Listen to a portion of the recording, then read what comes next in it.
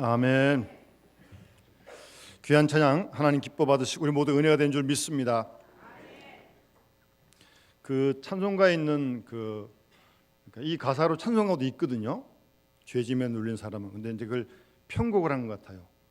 또 그러니까 새롭게 이렇게 마음에 와닿네요. 여러분은 안 그렇습니까? 예. 저 혼자만 그러는 건 아니죠? 의지하세, 의지하세, 주 의지하세. 우리 옆에 분들 한번 인사합시다. 주님만 의지합시다. 주님만 의지합시다. 아멘. 주님 의지하면 주께서 구원해 주십니다. 우리 주님 살아계신데요. 우리 지난주에 유혜령 교수님 모시고 귀한 말씀 잘 들었습니다. 여러분 많은 은혜 받으셨죠? 신앙은 갈망입니다. 하나님을 마음으로 갈망해야 됩니다. 자꾸 갈망해야 됩니다. 그리고 기도는 소통입니다. 은혜를 많이 받으셨나 보네요, 권사님. 좋습니다. 신학교에 가면 여러 신학이 있습니다. 말씀을 주로 공부하는 신구약을 공부하는 성서신학이 있습니다. 그리고 또 우리 유혜령 교수님 같은 분은 이제 실천신학이라고 부릅니다. 영성신학인데 기도하는 건 실제니까요. 그리고 이제 중요한 신학이 조직신학이라는 게 있는데, 조직신학이라는 것은 하나님은 어떤 분이시냐 신론을 공부하고요. 예수 그리스도가 어떤 분이냐 기독론을 공부하고요. 성령님은 어떤 분이신가 성령론도 공부하고요. 교회는 어떤 곳인가 교회론도 공부하고, 또 이상의 종말은 어떻게 될 것인가 종말론도 공부하고, 그런 것들을 통틀어서 이제 조직신학이다 이제 그렇게 공부를 합니다. 좀 어렵죠. 우리 권전사님이 조직신학을 지금 대학원 공부하고 있습니다. 하여튼 그 중에 신론, 하나님이 어떤 분이시냐, 물론 성경을 바탕으로 해서 얘기하는 거죠. 성경에서 말씀하신 하나님이 어떤 분이시냐, 그 내용을 공부하는 신학입니다. 학문입니다. 아니 뭐 하나님이 하나님이지 뭐 하나님을 특별히 공부할 필요 있냐, 뭐 하나님 창조 주시고 역사를 주관하시고 다 알고 있는데 뭘 또 공부하냐, 그런 분도 계실지 모르겠지만 그렇게 간단하진 않습니다. 어쨌든 이 신론, 하나님이 어떤 분이시냐, 이건 굉장히 중요합니다. 신학적으로도 물론 중요하지만 신앙생활하고 있는 우리 모두들에게, 우리 모든 그리스도인들에게 하나님을 어떤 분으로 믿고 있느냐, 이거 참 중요한 겁니다. 속으로만 대답하십시오. 여러분은 하나님을 어떤 하나님을 믿고 있습니까? 한번 스스로에게 질문해 보시기 바랍니다. 하나님을 어떤 하나님으로 믿고 있습니까? 루터가 그런 말을 했거든요. 다음 주가 종교개혁주일인데, 하나님으로 하여금 하나님 되게 하라. 신학자들은 평범한 말 같은데 이렇게 그런 말을 잘하더라고요. 뭐 하나님을 하나님 되게 해야지 그럼 어떻게 합니까? 그런 말을 턱 하면서 이제 하나님으로 하여금 하나님 되게 하라. 하나님 말씀이, 성경이 우리에게 말씀하고 있는 하나님이 어떤 분이신가 우리가 잘 알고 믿어야 합니다. 그렇지 않고 자기 마음대로 하나님을 만드는 사람들이 있어요. 하나님 이럴 거다 저럴 거다. 그거는 조심해야 됩니다. 성경이 말씀하신 하나님을 믿는 거지 자기가 만든 하나님 믿는 게 아니에요.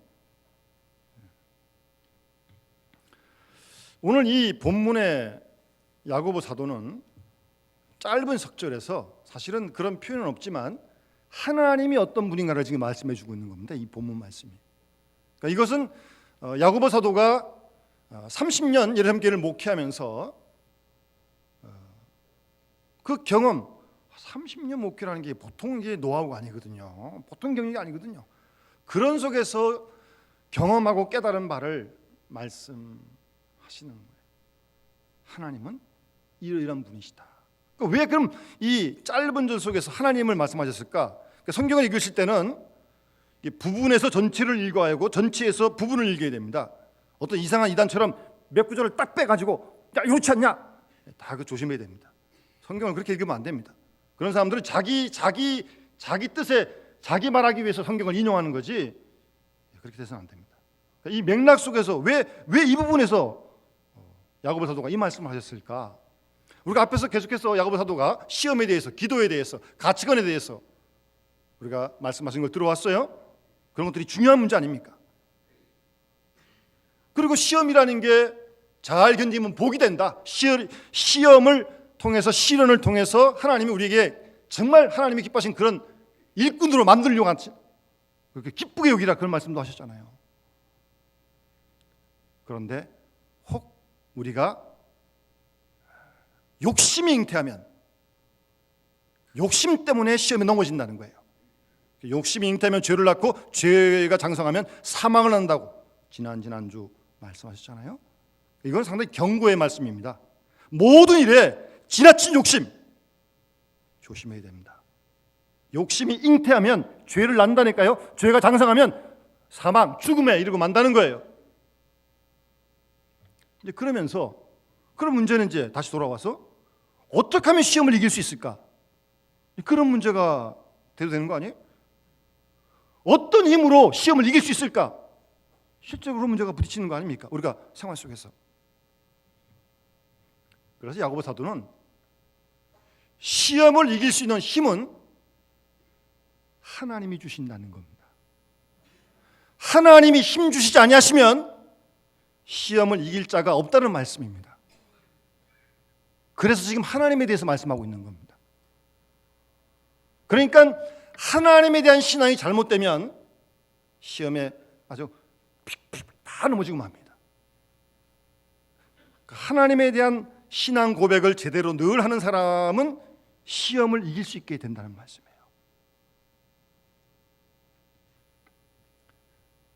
하나님이 어떤 분인지 우리가 잘 알고 믿고 고백해야 합니다. 뭐 알긴 알죠. 사랑의 하나님, 은혜의 하나님, 풍성하신 하나님 다 아는데 알 뿐만 아니라 그걸 고백하고 그렇게 믿고 신앙생활을 해야죠. 그러면 시험의 뜻도 알게 되고 시험을 통해, 연단을 통해 하나님이 주시라는 귀한 선물도 알게 되고, 우리 앞에서 공부한 대로 하나님 어떤 분이신지 알면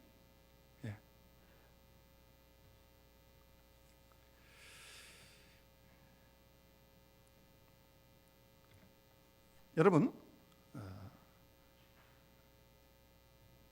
본문 말씀 시작하면서 한번 따라합시다. 내 사랑하는 형제들아.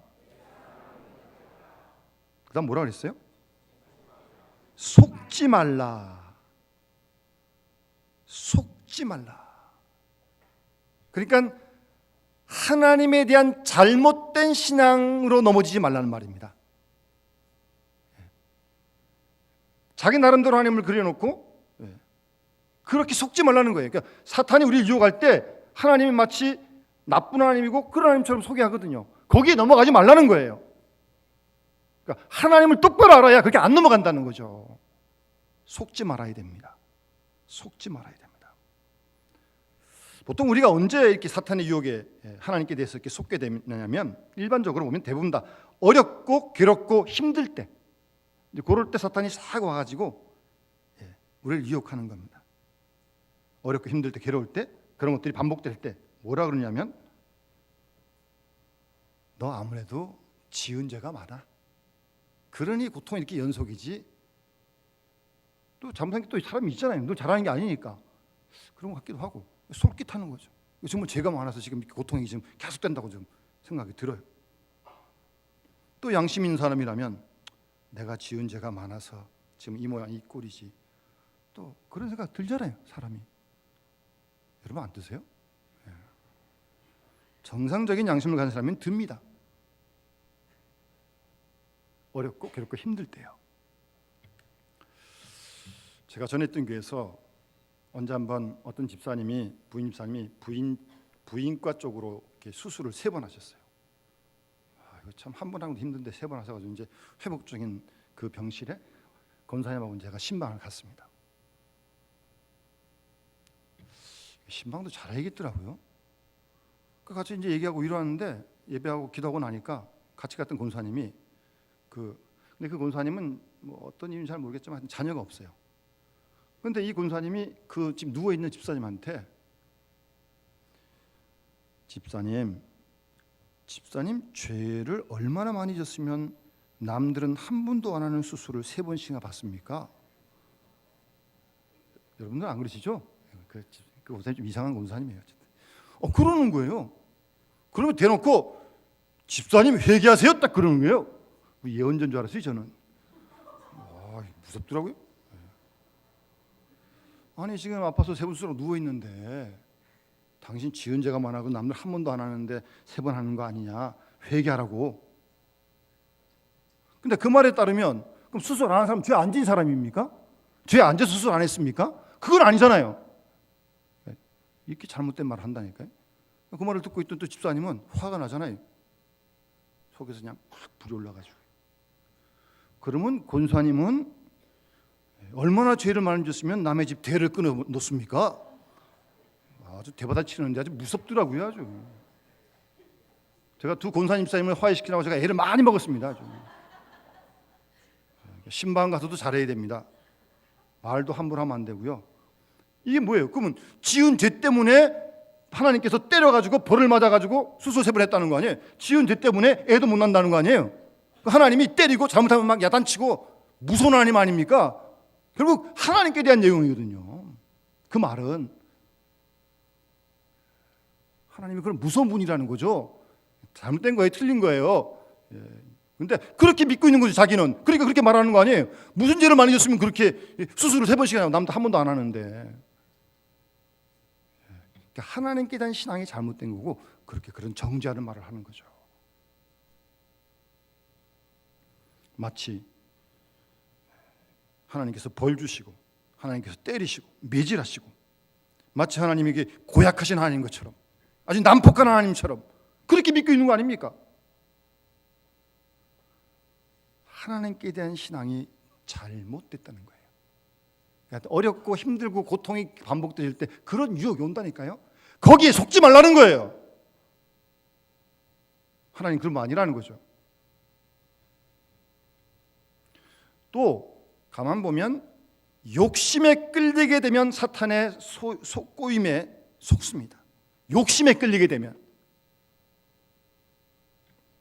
내 욕심이 높게 되고 가득 차게 되면 높으면 우리 기준이 안 차잖아요. 내가 이렇게 이만큼 욕심 부리는데 지금 그만큼 안 되니까 그때 이제 사탄이 와가지고 시험하는 겁니다. 부족함을 느끼니까. 그러면서 하는 말이 하나님 왜 나 안 사랑하시냐고. 자기 이만큼 기대하는데 왜 안 주냐는 거예요.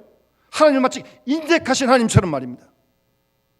스스로 그렇게 생각하는 거죠. 하나님 인색하다고, 찌찌하다고. 하나님 내가 이만큼 하는데 왜 안 주냐. 그게 이제 욕심인데. 근데 다른 사람이 다 잘 주면서 나한테 왜 안 주냐는 거예요. 나한테는 다른 사람 잘 주는데 왜 난 안 주냐는 거예요. 나는 차별하는 하나님처럼 그렇게 자기가 하나님을 갖다 만드는 거예요. 마음대로 시험에 넘어지는 거예요. 그렇게 속는 거예요. 속는 게. 다른 사람에게는 다 웃어주면서 나한테 눈을 크게 뜨고 무섭게 하시고, 예? 그런 나쁜 하나님처럼 말입니다. 그렇게 하나님을 믿는 거거든요. 욕심이 가득 차면 그럴 수 있다는 거예요.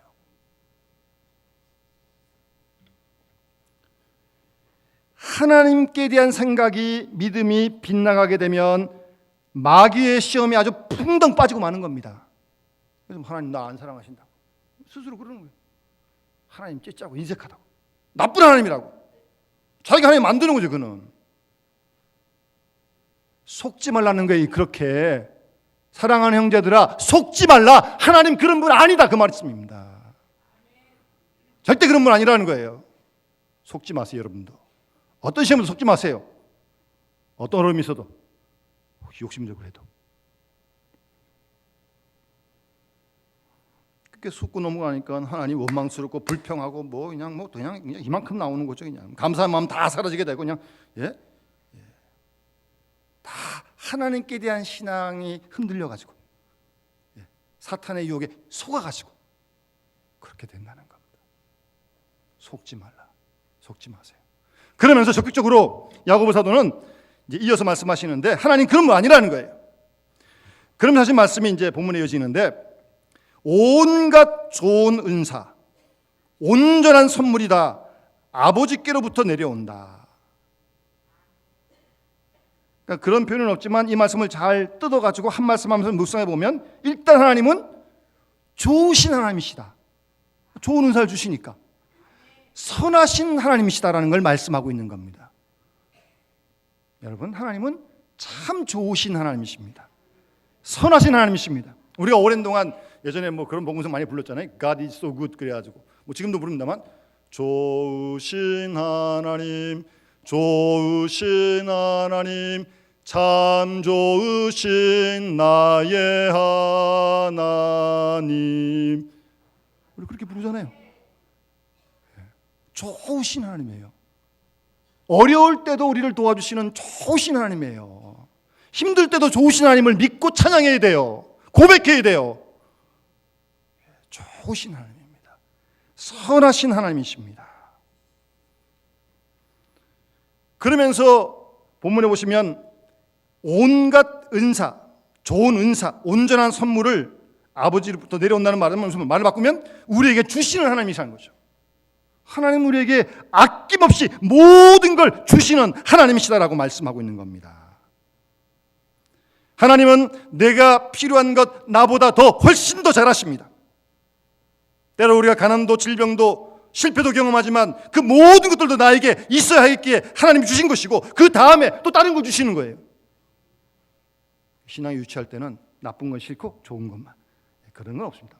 날씨도 흐린 날씨도 있고 비 올 때도 있고 뭐 맑은 날 있는 거지 맨날 뭐 날씨가 맑기만 합니까? 어떤 분이 이런 간증을 하는데 정말 은혜를 많이 받았습니다. 참 어려움을 많이 겪었는데 그런 다음에 이런 간증을 하는 거예요. 하나님께서 제 못된 성질을 잘 알고 계십니다. 저는 이만큼 얻어맞아야 겸손해집니다. 하나님께서 조금만 고삐를 늦추셔도 저는 별 수 없이 못된 사람이 되고 맙니다. 그걸 하나님께서 아시고 이런 고난을 나에게 계속해 주십니다. 그래서 감사합니다. 와, 대단하잖아요. 그 정도의 하나님께 대한 신앙을 고백할 수 있어야 한다니까요. 어려워도 힘들어도. 좋으신 하나님, 정말 우리에게 모든 걸 다 주시는 하나님. 우리가 앞에서도 공부했습니다. 5절 말씀 보시면 너희 중에 지혜가 부족하거든 모든 사람에게 후히 주시고 꾸짖지 아니하시는 하나님, 지혜를 구하라고 말씀하시잖아요. 후히 주신다니까요. 요만큼 구했는데 하나님 뜻에 마으면 하나님께서 더 주시는 거예요. 솔로몬이 지혜를 구했는데 지혜만 주세요. 지혜 주시고 부도 주시고 영광도 주시고 그런 하나님이시라니까요. 주시는 하나님이시라고요.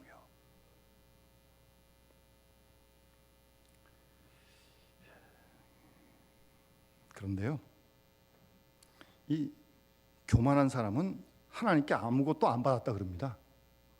정말 아무도 안 받았어요? 우리가 구원받은 거, 생명 얻는 거, 건강, 물질 다 하나님 주신 거 아닙니까? 생명 하나도 받은 게 없다 그래요. 이 교만한 사람입니다. 나는 받은 것도 없는데 맨날 주라고 그런다고 입이 이만큼 나와가지고. 교만한 사람이, 겸손한 사람은 그러지 않습니다. 모든 것 다 주께로부터 내가 받았는데, 그래서 이웃들과 함께 기쁨으로 뭐 받아야 돼 하고 다 나누는 겁니다. 다 받은 거니까. 그게 겸손한 사람이에요. 가만히 한번 여러분 성경을 돌이켜봅시다. 여러분 잘 아시는 하나님이 세상을 이처럼 사랑하사 독생자를 주셨으니, 하나님의 아들도 우리를 구원하기 위해 하나님이 주셨는데 아들과 함께 좋은 걸 어떻게 안 주시겠느냐. 그런 하나님이신데 우리에게 영생을 주시고 우리에게 말씀을 주시고 우리에게 구원을 주시고 우리에게 모든 필요한 은사를 주시는 그런 주시는 하나님이시란 말씀입니다. 하나님은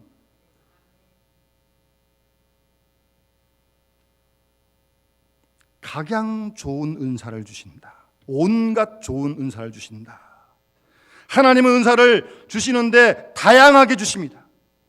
각 사람에게 다 다양하게 주십니다. 이 사람에게는 이런 은사, 저 사람에게는 저런 은사.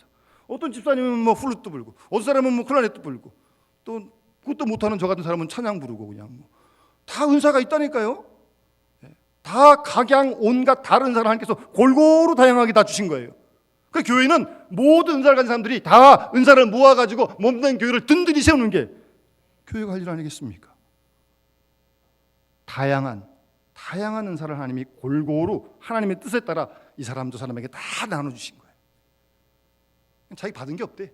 남하고 비교하면서 난 그날에 못 보니까 나는 그런 은사도 안 주시고, 그거 없는 거 또 있잖아요. 나한테 하나님 그 사람 없는 거 나한테 있다니까요.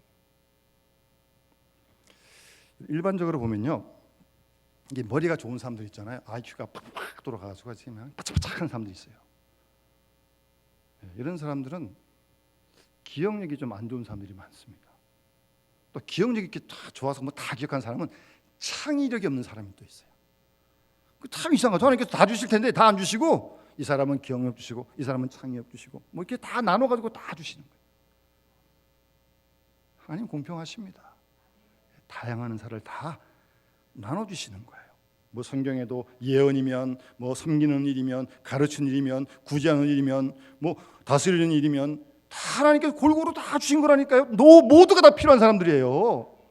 은사를 다양하게. 근데 이제 자기 받은 은사 모르고 남의 은사만 바라보면서 부러워하는 거예요. 나는 왜 그런 거 없나? 그러니까 하나님께 자꾸 이제 원망하고 불평하고 그러는 거죠. 자기가 받은 은사가 분명히 있습니다. 그 은사를 소중히 여기고 남에게 주시는 은사는 존중해야 됩니다. 그러면서 이렇게 함께 은사가 모여서 교회를 세워가게 되는 겁니다. 여러분, 그 뉴턴이라고는 뭐 뛰어난 세계적인 물리학자 아시잖아요. 얼마나 머리가 좋겠습니까? 한 번은 이 뉴턴이 난로 앞에 추워서 책을 보고 있는데 이 불이 너무 뜨거운 거예요. 가정부한테 왜 이렇게 불을 뜨거워했어? 불 좀 줄여. 그랬더니 가정부가 하는 말이, 아니 선생님 조금만 뒤로 가시면 될 걸 왜 나보고 불을 줄이라 그러십니까? 그렇잖아요. 좀 뒤로 가면은 좀 덜 뜨거울 거 아니에요. 그런 거는 가정부가 가진 지혜예요. 그는 뉴턴은 그런 거 몰라요. 아무리 머리 좋아도. 하나님은 공평하십니다. 다양하게 은사를 다 나눠주시는 겁니다. 남의 은사 부러워하지 마세요. 내게 주신 은사 소중히 여기면 됩니다. 그 역할만 힘써 감당하면 되는 겁니다. 그러지 못할 때 이제 불평하는 거거든요. 그 다음 나오는 이 온전한 선물이라는 말씀은 뭐 선물 자체가 완벽하다 그런 뜻이 아니고 각자에게 주신 그 자기가 받은 은사를 최고로 여기는 거예요. 내게 주신 은사를. 그때 그런 의미의 온전하다는 말입니다. 하나님 나에게 어떤 이런 뭐 교우들의 마음을 잘 살피는 마음을 주셨어요. 뭐 특별히 이렇게 악기 잘 못하고 다 재주가 없어요. 그러나 나에게 주신 그 교훈들을 잘 살피시는 그런 마음을 주신 거, 그게 정말 제일 귀한 거다라고 믿으면 그게 온전한 선물이라니까요. 남은 거 기웃기웃 안 해요. 그럴 필요도 없고, 내가 가진 은사가 소중한데 그럼 된 거 아닙니까? 그 은사를 잘 활용하면 되는 거 아니에요? 그런 의미에서 온전한 선물이다, 그렇게 말씀하고 있습니다. 온갖 좋은 은사와 온전한 선물이 다 위로부터 빛들의 아버지께로부터 온다라고 말씀하면서 하나님은 변함도 없고 회전하는 그림자도 없다라고 말씀하십니다. 여러분, 그림자, 태양이 맨 우리 머리 꼭대기에 있으면 그림자 안 생깁니다. 근데 이게 조금 이렇게 태양이 지나가면 그림자가 이쪽으로 좀 생겼다가 더 지나가면 그림자가 너무 커집니다. 그림자로 비유하면서 하나님은 그 그림자 없다는 거예요. 무슨 말입니까? 쉽게 말씀드리면 하나님은 변덕을 안 부리신다는 거예요. 항상 동일하다는 말씀입니다. 그런 하나님이니까 믿죠. 만약 하나님이 사람처럼 변덕 부려 생각해 보시죠. 큰일 나지. 하나님은 절대 변덕 부리지 않습니다. 어제나 오늘이나 내일이나 영원토록 동일하시. 그러니까 하나님이죠. 하나님은 변함이 없습니다. 우리가 좀 삐죽빼죽해서 그렇지 하나님 절대 변함 없습니다. 좀 그런 하나님을 믿는다면 우리도 뭘 하나 딱 맡겼으면 뭘 하나 딱 하면 끝까지 하는 거죠. 뭐 기분 좋을 때 하다가 뭐 기분 나쁘면 안 하고 뭐 그러지 마세요. 한번 딱 하면 끝까지 가는 거죠. 끝까지. 내 기분을 딱 움직이는 게 아니고 하나님께 맡겨주셨으니까 감당하는 거죠. 하나님은 그림자가 없다는 거예요. 변덕 부리지 않습니다. 여러분, 자녀들이 말 안 듣는다고 미워하십니까? 혹대로 뭐 매를 듣는다고 해도 사랑하는 마음으로 드시는 거 아니에요? 자녀가 공부 잘하면 이뻐하고 공부 못하면 미워합니까? 공부 잘하면 좋아서 좋아하고 공부 못하면 마음이 아파서 또 이뻐하는 거 아닙니까? 부모님의 사랑이 그런 거 아닙니까? 애들이 왔다 갔다 한다고 부모님이 왔다 갔다 합니까?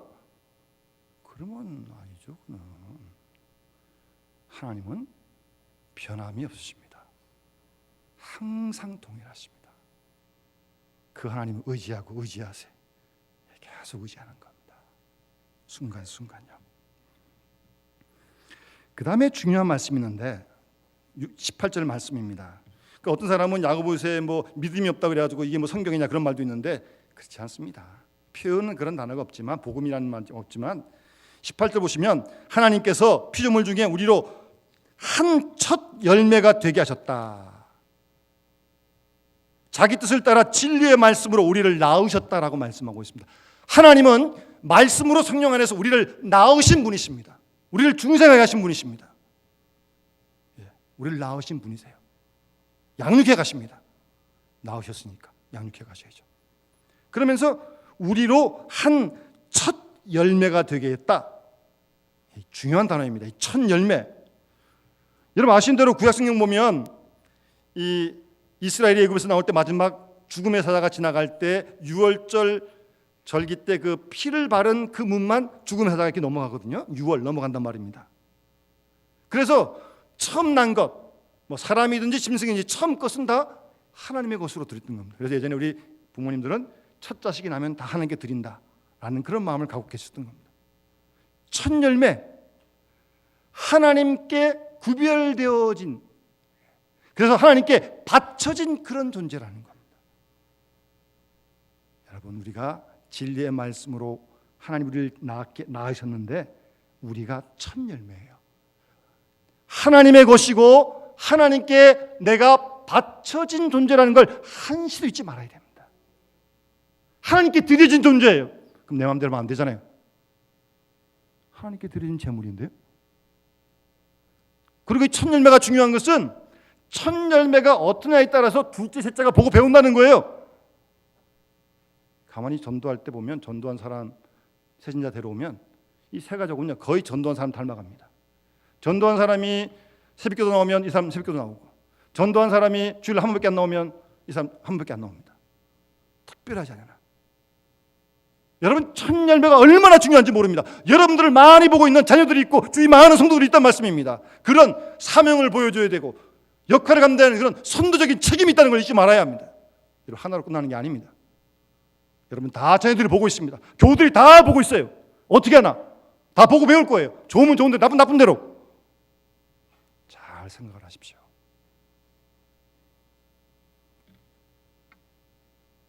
우리로 한 첫 열매가 되게 하시려고 자기 뜻을 따라 진리의 말씀으로 우리를 낳으시고 만드신 하나님이십니다.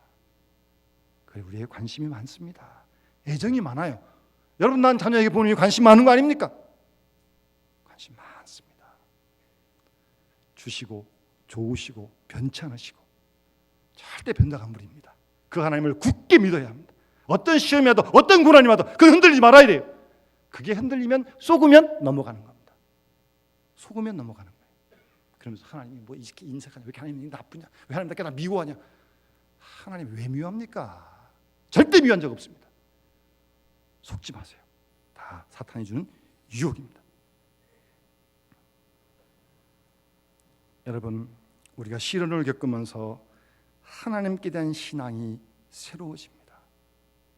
깊어집니다. 시련을 통해서. 그 시편 기자는 고난당한 게 내게 유익이다 그런 말씀하시잖아요. 사람이 일반적으로 고난당하면요 그런 깊은 신앙 없습니다. 잘 저절로 되는 게 아닙니다. 많은 시험을 겪으면서 하나님께 대한 고백이 새로워지고 온전해지고 바로 되어지는 거예요. 동시에 그런 올바른 하나님께 대한 신앙을 가지고 있어야 시험을 이길 수 있다니까요. 그래야 시험을 이길 수 있다는 말씀입니다. 그래서 지금 야고보서도 이 말씀을 하시는 거예요. 돈이 없어 시험에 넘어가는 거 아닙니다. 지식이 모자라서 넘어지는 거 아니에요. 인간관계가 잘못된 거 넘어지는 거 아닙니다. 하나님과의 관계, 하나님께 대한 신앙이 잘못되니까 흔들리고 넘어지고 시험을 당하는 겁니다. 분명한 원인을 알아야 합니다. 좋으신 하나님, 정말 아들까지 아끼지 않고 정말 주시는 하나님, 변함없이 하나님, 우리를 낳으시고 기르시는 하나님, 첫 열매로 삼으신 하나님을 굳게 믿고 그 하나님을 바라보고 의지하면서 우리가 시험을 이겨야 할 때 정말 하나님 기뻐하신 사람으로 우리가 날마다 새롭게 변화될 줄로 믿습니다. 이런 은혜가 우리 온 교도들과 함께 하시기를 주의 이름으로 축원합니다. 447장 주신 말씀을 기억하면서 함께 우리의 신앙 고백으로 찬양하겠습니다.